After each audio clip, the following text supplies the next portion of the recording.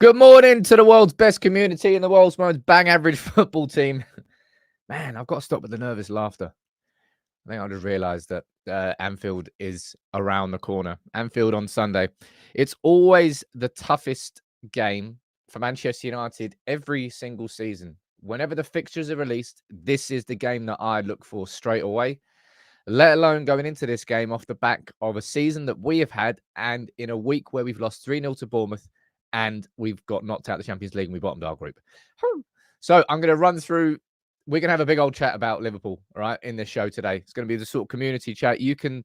I want you to sort of throw in your questions, your concerns. I know what your concerns ahead of the game, but we can have a conversation around it.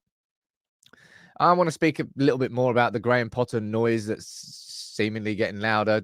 Dave Brailsford and us being linked with Dan Ashworth as a new sporting director. Of course, he works for Newcastle currently. We'll speak about plenty more, and you can let me know what you think in the comments, as you always do. Who's here from the member gang? Let's have a look. We've got Carl. Good morning to you. Mania, Rahman, Benjamin, Iovi. Some new names in here, because I tell you what, these last few days, I'm like, oh God, geez, look at that. Wow. I love the Friday show. The Friday show does have a little different vibe, and I'm a potato. It just makes me funny. You make me say I'm a potato all the time. But you just gifted 10 memberships to kickstart the show today. Now, unfortunately, can I say one thing here? Big up to you. Still don't know who would win the scrap between potato and garlic bread, man. I mean, I'm probably back potato because it's got a little bit more structure to it, but never know. There won't be arms this weekend, of course, because I'm at the game. Sorry about that. Terrible. I know. Does someone want to go instead of me? You can have it if you want. You can't have it. I lied. Sure. Nice to see you there joining the gang as well. Can I just quickly say to start this show, can I say a big shout out to NordVPN, who have supported United People's TV in this December, and I'll have a full conversation around NordVPN a little bit later in the show, but it's a perfect fit for this global community show that we have. And on the map day on Friday, map day a little bit later on, we will whip that out. But look, there's probably a roughly like 10, 15 minutes of news I want to run through before we get into a full conversation around Liverpool and all the talking points and everything ahead of the press conference that's going to be happening today. We'll find out a little bit more information on Luke Shaw, Harry Maguire, both question marks, not ruled out just yet, but both question marks, and everything else ahead of the game. But yesterday, you know how I started the show, right? I started the show and oh, balls. D's. I did. Edred sacked me. I got so distracted by all the things. I actually didn't say hello to the Facebook gang. I feel like there's going to be some sort of mutiny starting now. Edred, good morning to you on Facebook. Danny, good morning to you. Melvon, we've got Fariz, we've got Musa, Abdu, Dylan, and Bruce, and plenty more. Paul Pritchard there too. Sackable offence, that really. Absolutely sackable offence. But can we, you know what, I started the show yesterday by sort of massively dismissing what I saw as the Graham Potter nonsense and how frustrated I was to see other channels giving oxygen to it. Now, yesterday, more oxygen has been given to it. It's now not just TalkSport and The Sun. You see it's being reported from Melissa Reddy and Rob Dorset from Sky Sports. Now, the links between Potter and Ineos are kind of easy to make, because Graham Potter was linked, I think, with a Nice job at one point. I think he might have been even interviewed. Not quite sure. But it feels like a stretch at this moment in time. I would go as far as to say it's nonsense. When it comes to Ineos coming into the club, and sod knows when that's going to be, all right? I can't. We've been told it might happen before Christmas. We were told 4 weeks ago it was going to happen within a fortnight. We were told 3 weeks ago it was going to happen the next week. I ain't got no idea, man. It's peak Glazers. This all falls firmly at the feet of the Glazers. I know people want to shoot the messengers of the journalists that, you know, some very reputable journalists that have been burned quite a few times throughout this whole process, because the Glazers just keep moving the goalposts. and they just keep delaying the decision. Our January transfer window, there is, I would say, zero hope of it being positively impacted by a new ownership structure. And we're just going to have to try and get through it. January, prepare yourselves for, like, you know what I'm going to do here on United People's TV. I'll be here every single day covering the news and trying to sort of decipher what is worthy of our time and concentration and what we see as guff. And there's going to be plenty of guff because I don't see United making many signings, but I do hope that there will be plenty of sales. I'll go down here and see what you're saying in the comments. We set for a Qatari takeover. Glazers bluffing, says James. Are there anybody that's still sort of genuinely hopeful, or they actually honestly think that might just secretly happen in the background? I'd encourage you not to waste your time, but you do you. Sean, wow. Sean, you just joined it. Sean joined as a member and then gifted 10. What an absolute hero to people. Mate, it's ridiculous. If only humans were as nice as this community. I think 95% of humans are assholes. That's my my mantra of life. It's not really a nice mantra, but I genuinely do think 95%. There's no point wasting your time with them. The good 5%, though, they're great, and this whole community is definitely part of that 5%. But this, yeah, I called it nonsense yesterday. I'll call it nonsense today. Man United are not going to be replacing Erik Ten Hag. Imagine we went and replaced Erik Ten Hag with Graham Potter as well. It's like you've taken one up-and-coming manager who had a decent previous track record, and you kind of thrown him out before he's had the real opportunity to reset a club which is just in dire straits. And then you've got Graham Potter, who went to Chelsea, a dysfunctional football club with a great previous track record, who then fumbled, and kind of took Chelsea towards relegation before he was swiftly sacked. It's weird. No, Josh, I did not say that. I didn't say that there were dickheads in here. I said 95% of humans are arseholes. I didn't say 95% of this community is arseholes. Don't twist my words here. All right. It's true, though. I think it's true anyway. But this Potter stuff, man. I know it's mad. So many people are jumping on the easiest bit of pun in the world. Yeah, we don't need that Potter. We need Harry Potter. Blah blah blah. Anyway, I hope it's just nonsense, and I hope it never gets further than nonsense. But what you have to understand, and this is correct, is that at any football club, like Brighton have already spoken about this. Don't know why Brighton popped into my head, but it did. Brighton already have plans for what happens if De Zerbi leaves. They already have plans for what happens if their sporting director leaves, for if their chairman leaves. I don't know. They got a chairman who's the CEO. But any good business of merit and of scale will have plans for what ifs, contingencies. So Man United, we absolutely should have some list in the, well, nothing's really going to happen now with John Murtough and with Richard Arnold, but it's called forward planning. Because if you don't do that, if you don't forward plan as a business, something might happen that's out of the blue that makes you go, crap, and you're left up the creek without a paddle. That's not how you build sustainable businesses, right? You need it.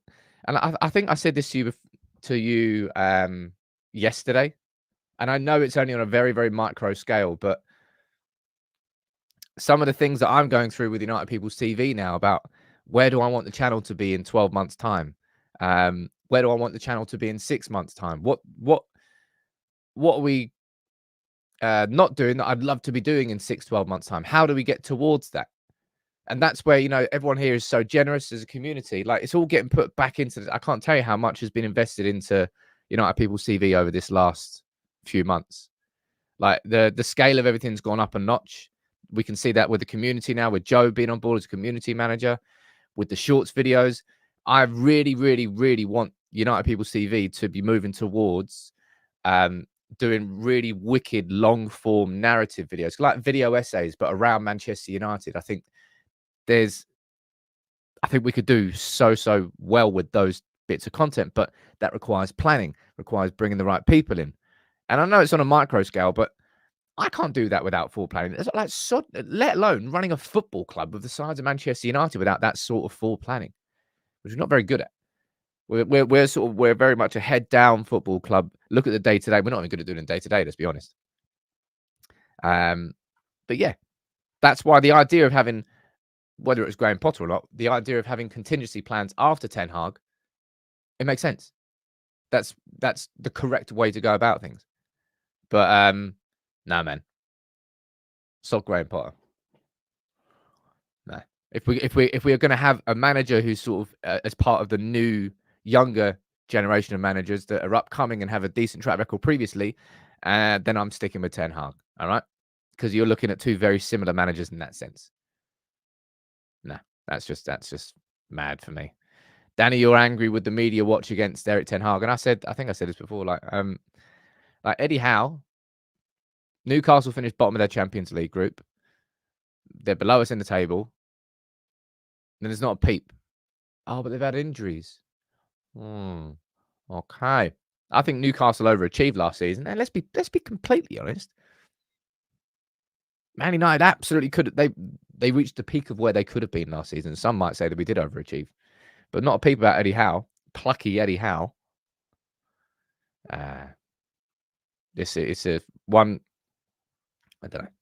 You know what I think about how the media portrays Manchester United, and it's just because it's true, and we know it's true. And when you accept that, it becomes a little bit easier to swallow.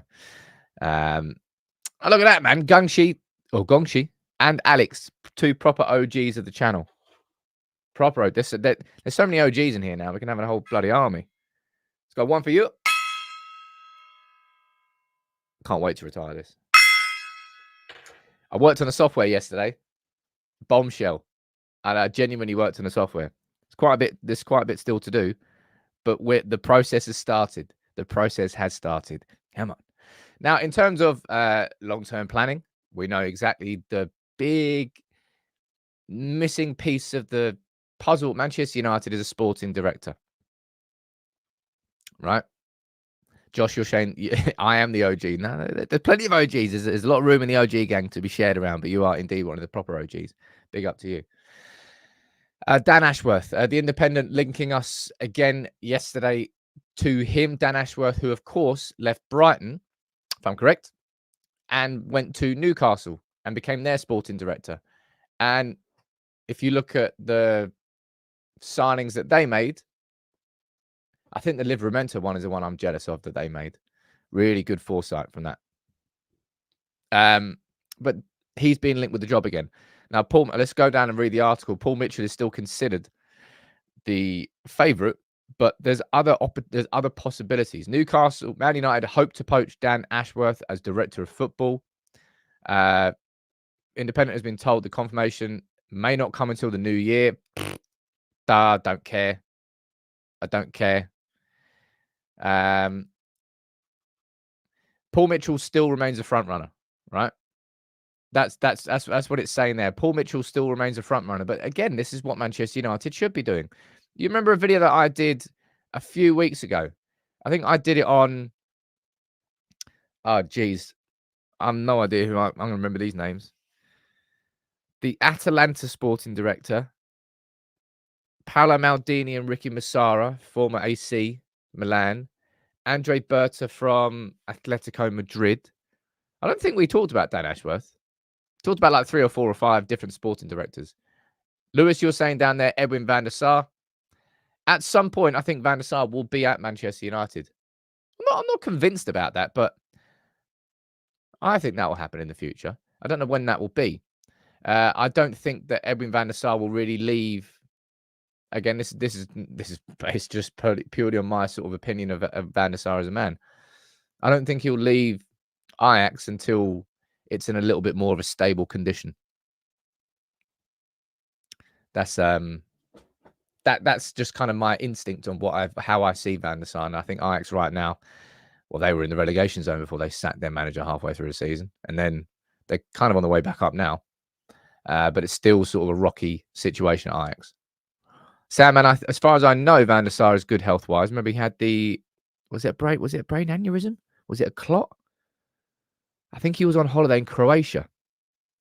I think he just went down. But I think he's all right as far as I know now. But Dan Ashworth, it's an interesting one to keep your eyes on. This is the appointment.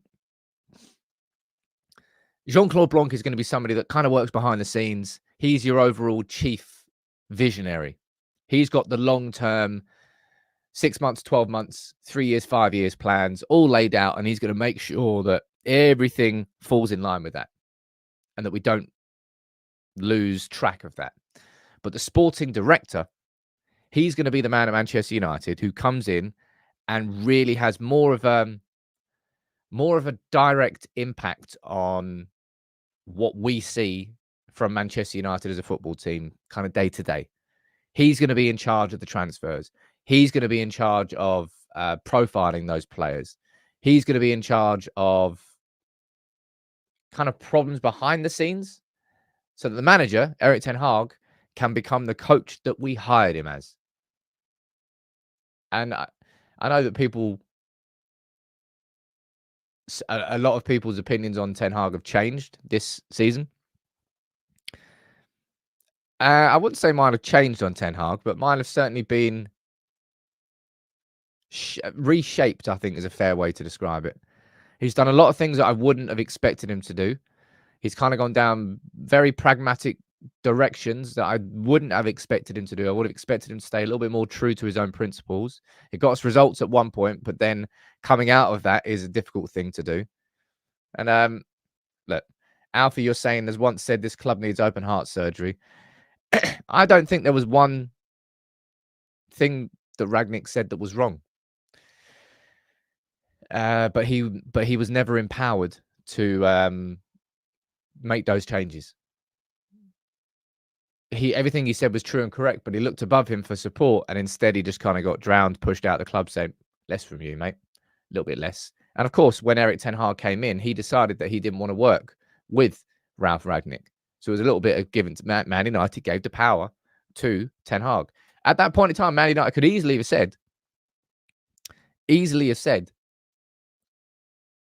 Ralf Rangnick is here as a consultant. He is here to lead the vision of this football club as a sporting director, Erik.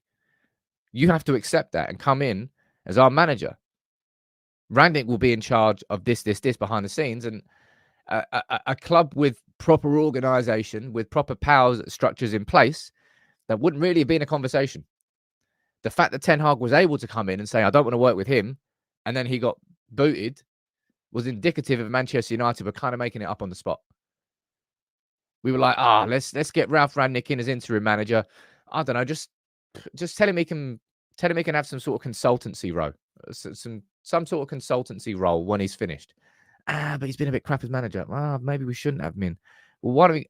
And I think we always planned for Erik Ten Hag. That was the first bit of like genuine planning I think our club had done in a long time.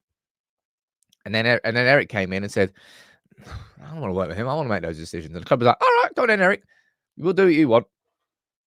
And so often, because there's no accountability in the footballing department of our football club, it all gets put on the manager.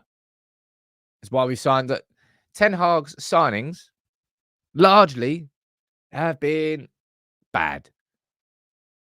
Not just in the players themselves, but in chasing them, in the price we paid for them, in the fact that we just kind of didn't look elsewhere.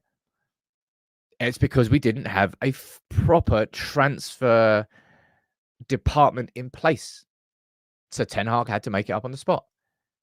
And when you're thinking short term and you don't really have much time, where are you going to go? Back to the clubs or players that you've already worked with before.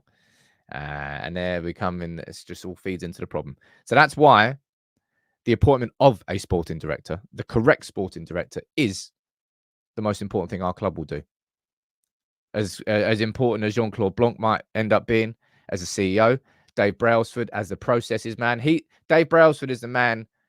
Like, you know, those that you ever watched Crystal Maze? There was that challenge where you used to have to put the wheels on the wall and all the cogs, and you have to make them all fit perfectly. And if you don't, then it doesn't turn. And eventually, you just get them on there, and eventually you turn one, and all 7 turn at the same time. That's what Manchester United need to become. We might have like Erik Ten Hag working okay as a coach down here in the first season on his own there, but it's not really connected up here. And then that starts moving, but then that starts moving the opposite direction to that one. And it's sort of, and nothing's pulling in the same direction. Once we get to that point where everything spins correctly, and that's down to Dave Brailsford. He's the processes man. He's the man that has to make sure that all the cogs are constantly turning. And I think we've seen massive flaws in Erik Ten Hag. And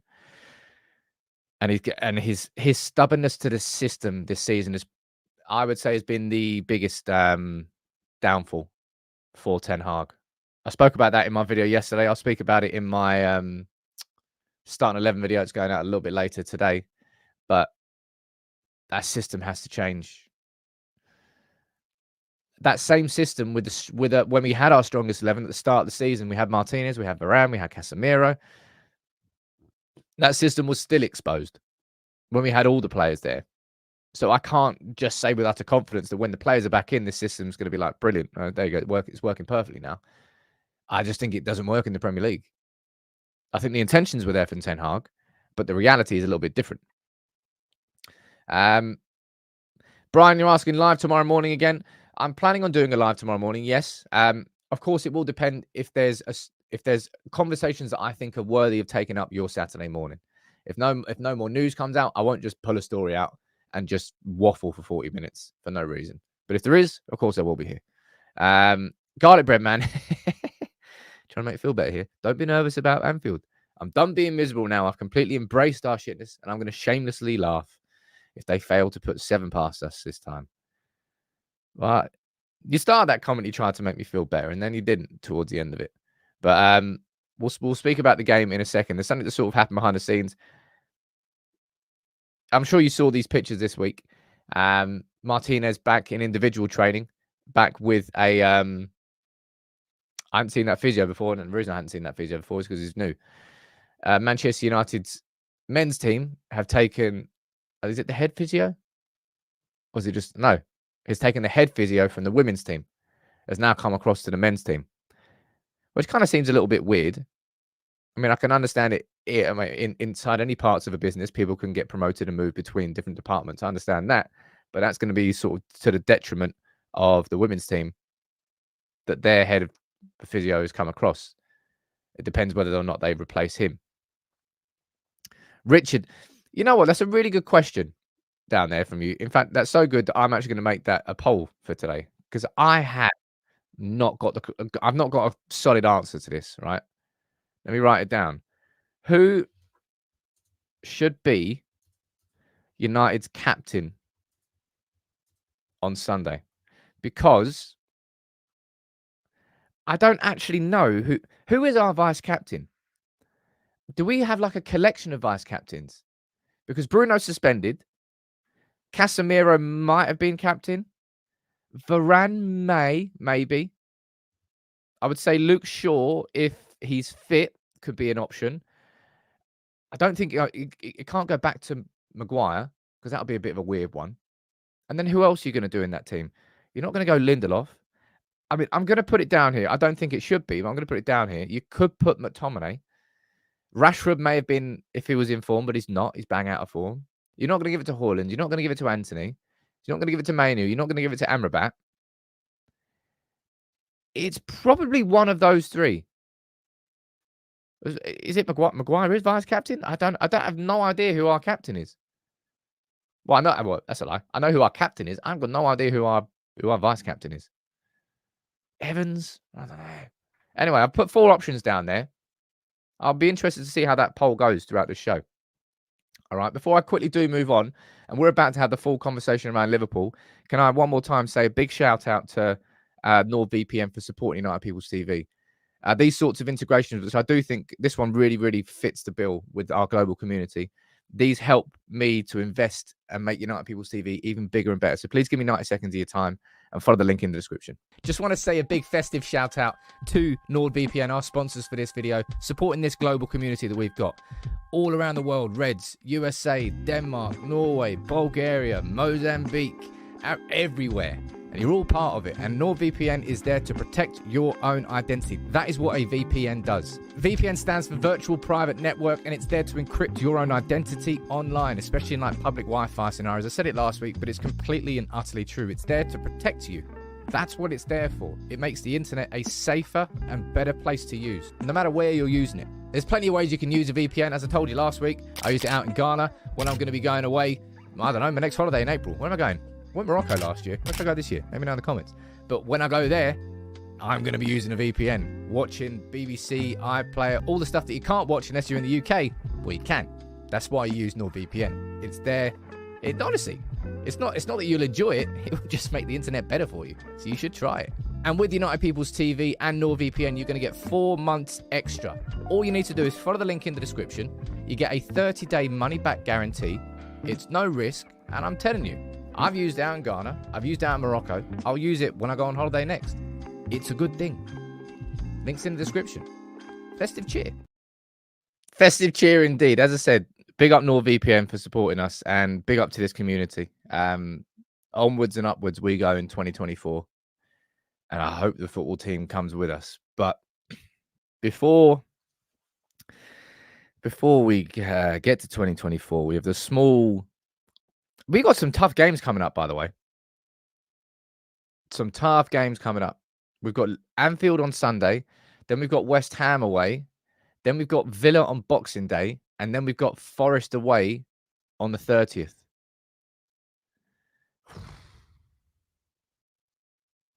It's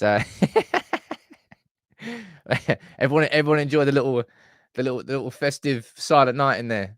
It looked like lo-fi remix.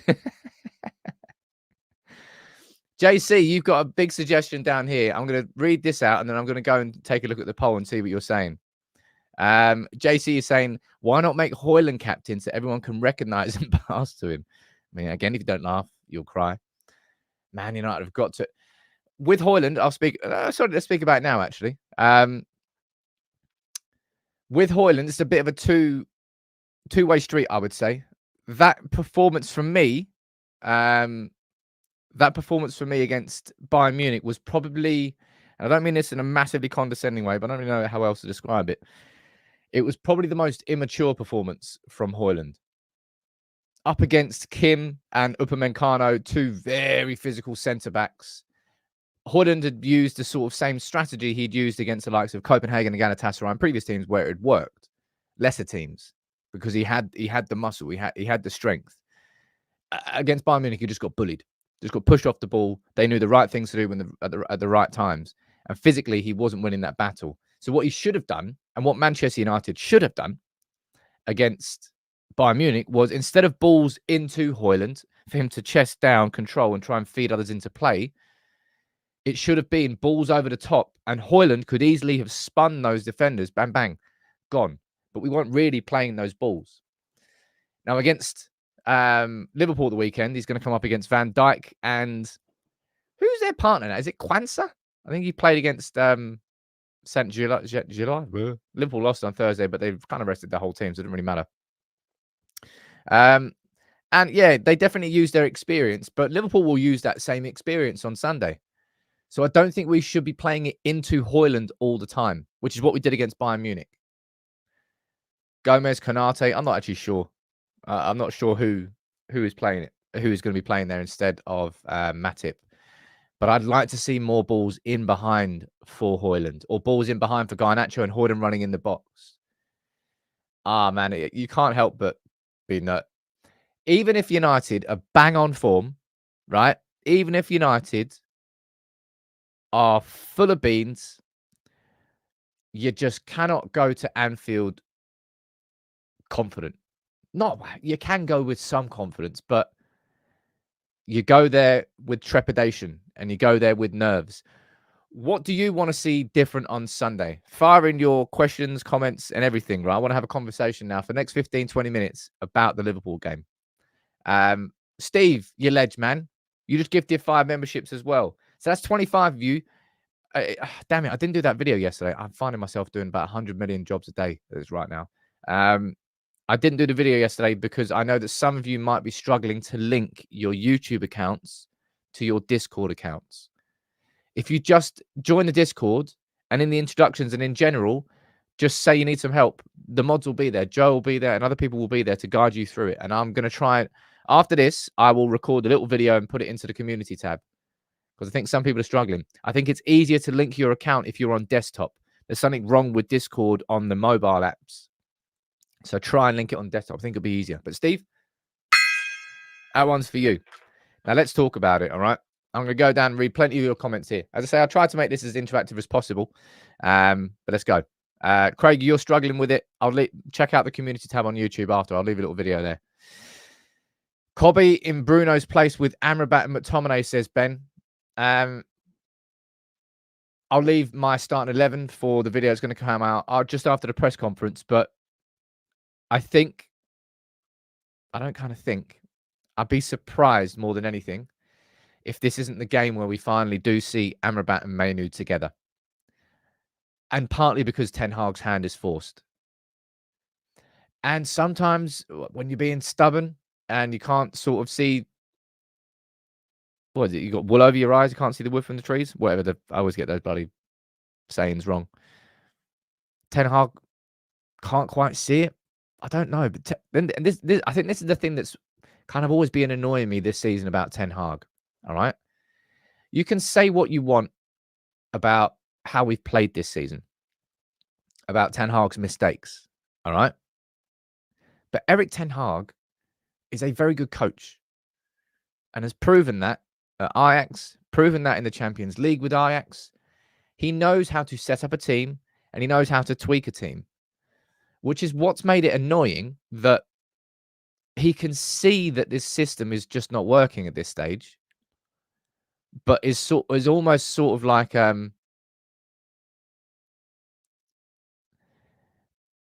just ignoring it and saying, nah, it's going to work at some point. It's definitely going to work. Whereas we've got so much evidence now to show that this system, with the perfect personnel, if Erik Ten Hag had 400, if he had all the money in the world now and he went out to cherry pick players to put in that system, I think this system would work amazingly well. However, that's not reality, and that's pure, complete fantasy, and that's not what Manchester United is right now. And I haven't seen Ten Hag adapt enough for the system he wanted at the start of the season, the 3-1-6 in build-up. It was all part of the plan. It was all part of it. I can understand where Ten Hag was going. It's just not worked. And I want to see Ten Hag change that. Martinez update, says Barry. He was training individually last week. And if we're going to see, I think the earliest we'll see, maybe not the earliest, but I'm hopeful that we're going to get a fully fit, ready Martinez in for the game against Forest on the 30th of December. That's kind of what I'm hoping. I'm going to go down here and read some more of your comments. Alex, you're saying feels like Ten Hag is driving a bus with no engine, 3 puncture wheels and a broken windscreen. The players and the lack of quality in this squad is most definitely part of the problem. Erik Ten Hag has the ambition and the drive to make us Premier League winners. That's why he put in such a proactive and aggressive system at the start of the season.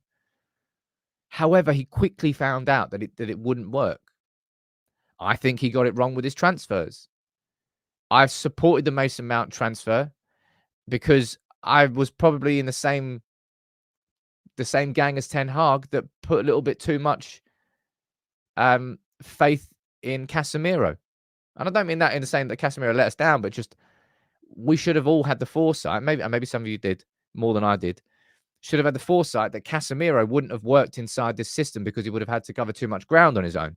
Ten Hag should have absolutely known that because he knows the demands on each of these players. So we got the summer wrong. So therefore, we should have changed. And quality is a big issue, but at the same time, so is structure. And a lot of United's problems this season have come because of the structure and the setup of the team. You saw against Bayern Munich, right? The perfect example this week that these players are more than capable of playing a little bit more of a rigid system, nice defensive lines. We didn't have anything going forward against Bayern, really, because McTominay, the whole bloody attack was built around him, which is just ridiculous. But we showed that we can sit in two defensively disciplined lines. So therefore, it shows you that it's just tactics and approach and structure that's kind of pulling United all over the place this season. Do that against Liverpool, and they will slap us up. And I know Ten Hag understands what this is here. See, and down there, right? There is no way in hell that Manchester United should be going to Anfield on Sunday and going toe-to-toe. That right there, if that happens, is exactly what Liverpool want, is exactly how Manchester United are going to get ripped apart. We cannot go toe-to-toe with Liverpool right now. Just accept it. Don't go there with his lofty ambitions of going there and playing Liverpool off the park at Anfield. This is an Anfield, by the way, at which we have not scored we scored one goal at Anfield. One. Can I repeat that? One goal. One. Since 2016. And you want us to go to Anfield and go toe-to-toe and show some fight and show some bollocks? No. That's just like the peak of naivety. I know it's a very strong mindset to be in. But it's just not based in reality. I do not want to see United sitting there in the person who scored that. I'll leave that as a stat down there. Alex, you ask who scored that one goal. Someone let me know. I know who it was. We can't go there and go toe-to-toe. We can't go there and go aggressive with two number 8s and try and win the ball high up the pitch and try and give it to them. We have to sit in, shape, disciplined, and break with purpose. Break out as a team with purpose. There you go. It was Lingard. Well done. 10 points for everyone down there in the comments. Oh, we've got our quiz next week. And look, right, okay, but I can't have a personal conversation with you down here in the comments, dude, right? I wholeheartedly disagree with that concept. And if we go there and we play how you want to play there, then we are going to get a repeat of these two right there. It's going to be 4, it's going to be 5, it's going to be 6, it's going to be 7. We're going to get slammed if we do that. However, there has to be a balance. And this is the balance that Man United have just not found this season. Ever. Against Bayern Munich, right? Take the Bayern Munich and the Bournemouth games. Two polar opposites. Bournemouth, we were gung-ho. We were toe-to-toe. We were aggressive. We showed fight. And we were crap. We got picked apart. We got opened up like a can of beans. Easily. Bloop. Space over there. Bloop. Oh, yeah. Thank you very much. Bloop. 1, 2, 3. And that was Bournemouth. So then Ten Hag said, right, okay. That didn't work. We need to shore it up defensively. And then against Bayern Munich, we did that. First half, Bayern Munich have what? One, maybe 2? Don't know. One, just a couple of chances, if that. We really restricted their ability in attack. And we also had absolutely nothing going forward ourselves. So it felt like the quality would inevitably come through, and it did. And Bayern Munich won 1-0. And it could have been 3-4 if they really wanted that to be. So that can't work, right?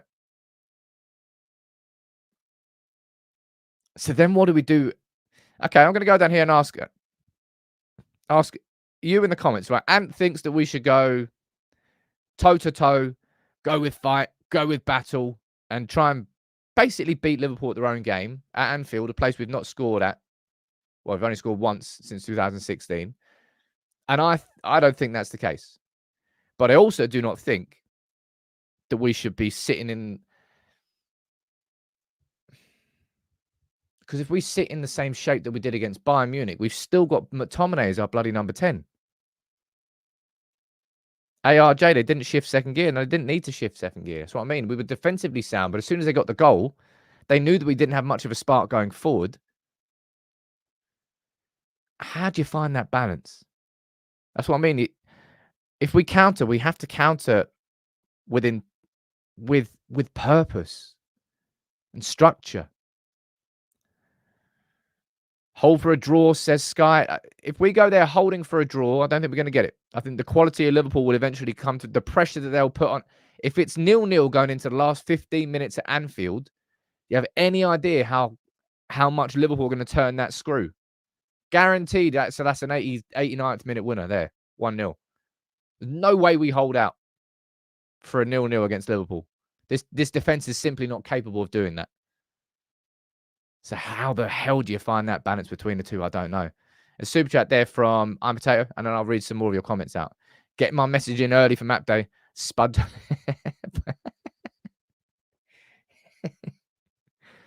Mashville. Spudtopia. I like Potato Stan. That's funny, man. It's nice to get a bit of laugh on here sometimes, isn't it? Right, I'm going to read some of your comments out there. Alex saying we have the blueprint for how to beat them at Old Trafford last season. Do you remember that second goal? That second goal was a proper burst. But wasn't that Martial with a little flick round the corner as Liverpool were chasing? That's in a dream world, that's what it will turn into. Somehow Manchester, the game will have to be played in periods, right? The game will have to be played in. Can I get that off my screen? I've had that on the screen for way too bloody long. The game will have to be first 15, 20 minutes. You know what it's going to be. It's going to be, first of all, it's going to be a record Premier League attendance at Anfield, 57,000. They're opening the new Anfield Road upper above the away end. Fun. I'm putting a hood up. First 20 minutes, don't concede. Because if you concede early there, they are going to smell blood. It's going to be like being a gladiator in the middle of the Colosseum with a lion. Man, it's bad. It's bad how shit I think United are right now, and how it's bad how little confidence you have of this team going to do anything.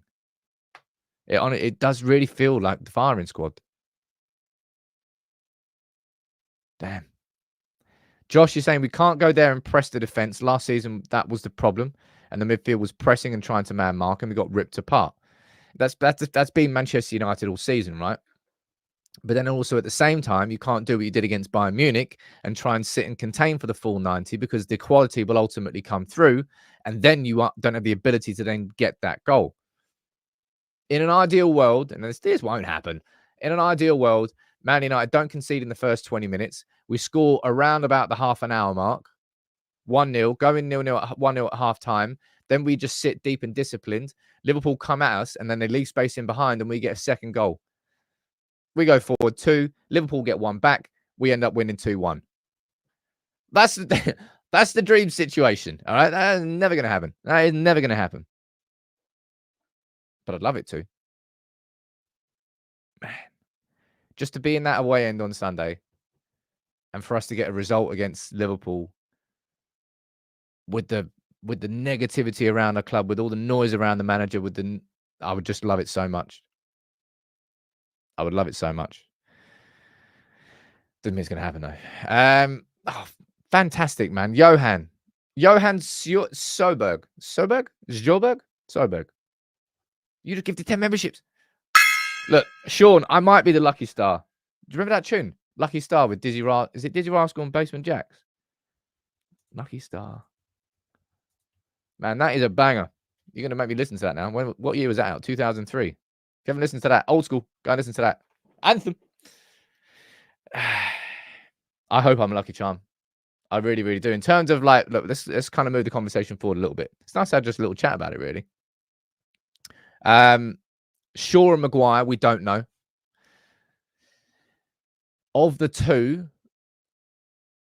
probably Maguire is the bigger doubt, because Maguire clearly he felt not something pop, but he felt something twinge in his groin. It feels like it's unlikely that Maguire's going to be fit to play, but I don't know.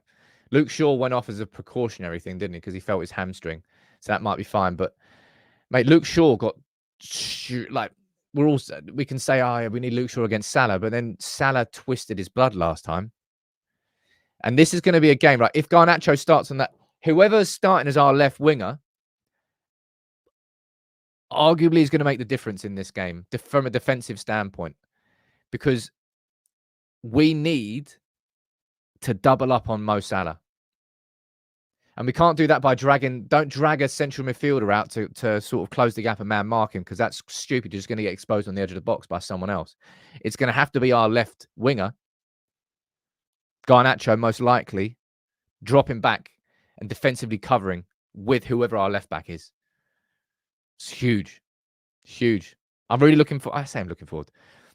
I'm kind of looking forward to doing my starting 11 video, because there's just a couple of I was going to call them tactical tweaks that I think we should be doing that will make a difference.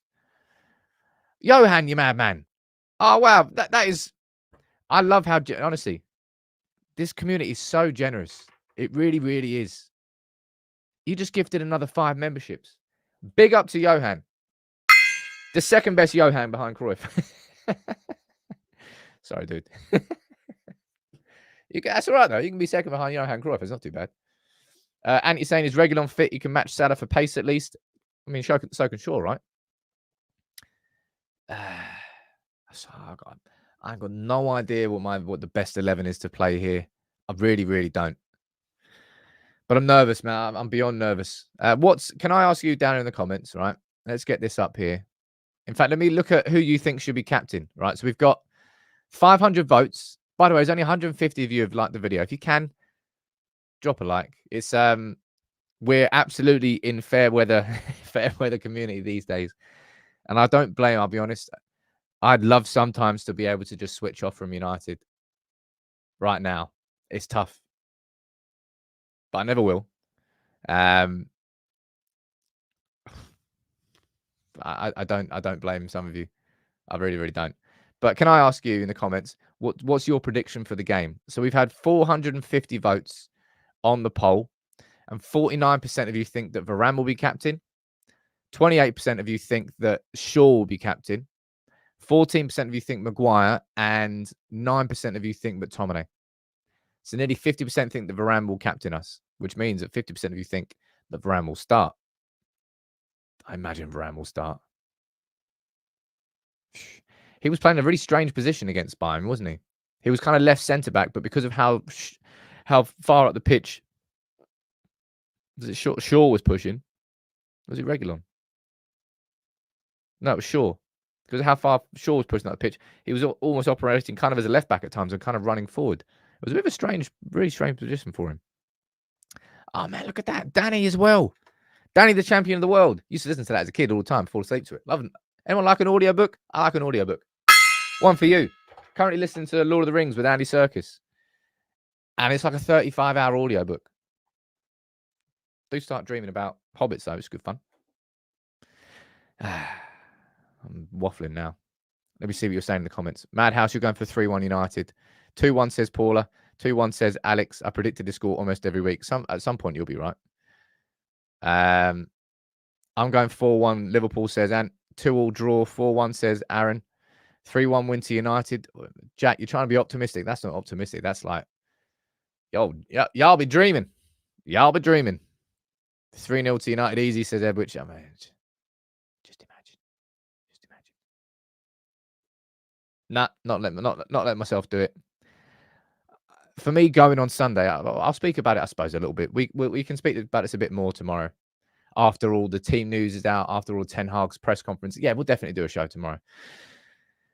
Jonathan, yeah. Well, not Jonathan, sorry. Robert, you just put it there. Just don't get humiliated, lads. Truth be told, hands in the air. Both hands up. I will completely admit that Manchester United, as it currently stands, don't feel like they have enough to beat Liverpool. And if we lose against Liverpool, I will not be surprised. But what I just cannot accept is for anything close to what we saw last season. Remember, we were only 1-0 down at half-time. think it was Gakpo scored just before half-time. Then Nunes scored just after in the start of the second half. And then it just went and it exploded. And there's just no excuse for that. If these players put in, this is where I agree with you. If these players fucking put in a battle, if they grind it, if they drive, if they try everything and it's just not enough to beat this Liverpool team, there is not going to be a United fan. Of course, we're all going to be upset at losing against Liverpool, but there's not going to be a United fan that's going to like.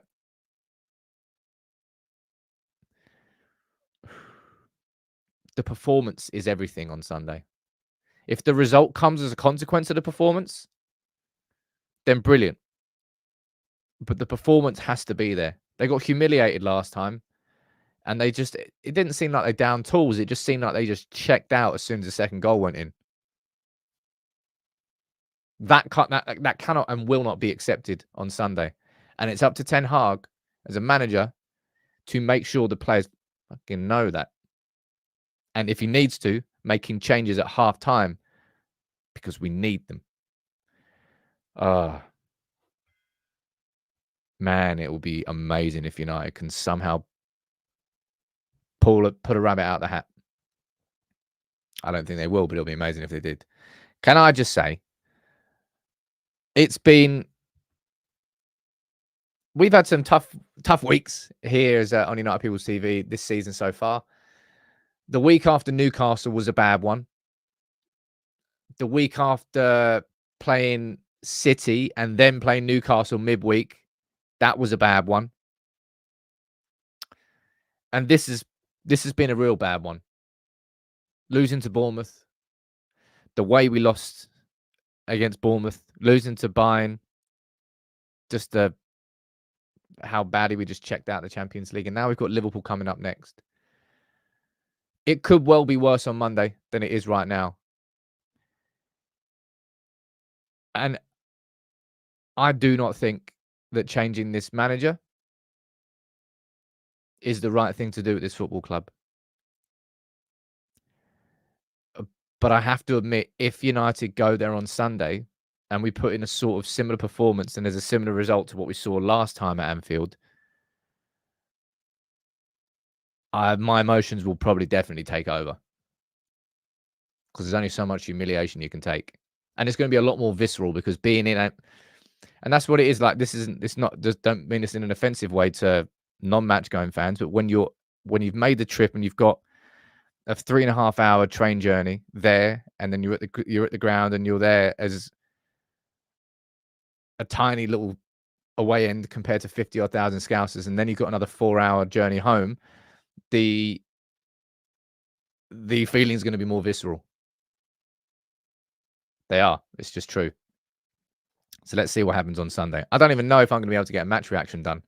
It's not really going to be safe for me to be walking around Anfield doing a bloody United People's TV match reaction. I might be able to try and do it on the train. Depends about how loud it is. Depends about the signal. I ain't got no idea what to expect. Let's just hope it's a result. But can I say, big up to everyone in this community. And let's get the map out. It's Friday. What's everyone doing this weekend? Come on. Must be some decent parties going on. Invite me. You know what to do on the map. Let me know what country you're watching from and let me know what city you're watching from in said country. We've got Port Moresby from Papua New Guinea, Yerevan in Armenia. Big up to you, Miles. Stara Zagora in Bulgaria, Dunas Beach Resort in Cape Verde. I'm not sure that's where you were. Dallas, Texas. Peter Maritzburg in South Africa.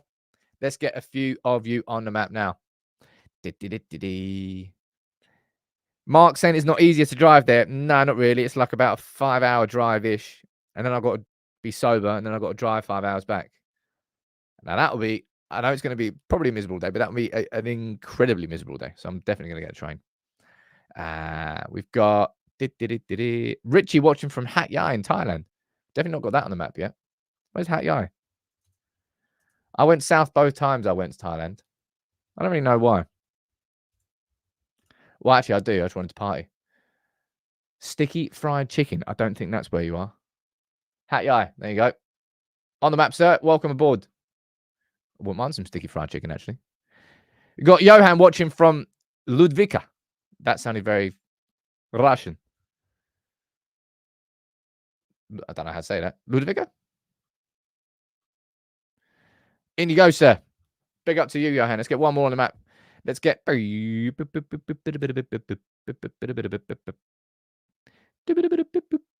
It's barbecue braai season in South Africa this weekend. Man, I watched that. Like, there was like a, has anyone watched Barbecue Showdown on Netflix? I love that show. I love a good barbecue. And there's like a South African version as well. It's not quite as good, unfortunately. Well, David's watching Kathmandu. Awesome. Big up to you, my friend. Richie, you're on holiday in Lanzarote. I hope it rains. I don't hope it rains. That was unfair of me. But look, we'll get 3 of you on and on to Matt. Let's get one more, actually, because Jusa Can Cookin watching from Kuopio. Kuopio. Rufio. Kuopio. Kuopio? Ah, sod it. You're watching from Finland. Damn. Man, some of my pronunciations in this, if somebody wanted to annoy me and did a compilation of them, shouldn't have said that. I would say I've enjoyed this week, but it's not been a particularly enjoyable week. But I'm glad that we've got this community here, because if it didn't, I would drive myself insane. My video is going to go out at lunchtime today, a little bit later in lunchtime. I apologize about the late video yesterday. It took me ages to get it done. But I'm going to wait until Ten Hag's press conference, then bring you my starting 11 and my prediction. That will go out around about 2-ish today. Then I'll be here tomorrow morning. And yeah, then it's Liverpool this weekend. Maybe they are using a NordVPN Orca. Maybe indeed. But big up to NordVPN. The link is in the description. Have a cracking Friday, everybody. Thank you all for tuning in. Thank you for making this community what it is. And for anybody who's struggling to link their YouTube channel to their Discord, I'm going to quickly record a video now and put it in the community chat to try and help you. All right? Much love. Barry. We're going to do it anyway. We're going to do it anyway. We're going to do it anyway. We're going to do it anyway.